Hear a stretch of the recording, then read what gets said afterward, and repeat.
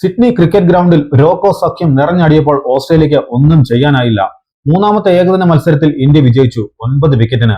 രോഹിത് ശർമ്മ കിടിലൻ സെഞ്ചുറി നേടിയപ്പോൾ അർദ്ധ സെഞ്ചുറിയുമായി വിരാട് കോഹ്ലിയും തകർപ്പൻ പ്രകടനമാണ് പുറത്തെടുത്തത്. കുമാർ സംഘക്കാരെ മറികടന്ന് ഏകദിനത്തിൽ ഏറ്റവും കൂടുതൽ റൺസ് എടുക്കുന്ന രണ്ടാമത്തെ താരമായിട്ട് മാറുവാൻ വിരാട് കോഹ്ലിക്ക് സാധിച്ചു. കഴിഞ്ഞ 2 മത്സരത്തിലും ഡെക്കായിട്ടാണ് കോഹ്ലി പുറത്തായത്. അതുകൊണ്ട് ഈ ഒരു മത്സരത്തിൽ മികച്ചൊരു പ്രകടനം പുറത്തെടുക്കേണ്ടത് അത്യാവശ്യമായിരുന്നു കോഹ്ലിക്ക്. അത് അദ്ദേഹം ഭംഗിയെ നിറവേറ്റുകയും ചെയ്തു.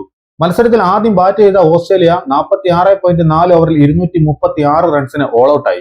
മാറ്റ് റെൻഷോയാണ് അവരുടെ top scorer, 56 runs. Mitchell Marsh 41 runs നേടിയപ്പോൾ മാറ്റ് ഷോട്ട് 30 റൺസും നേടി.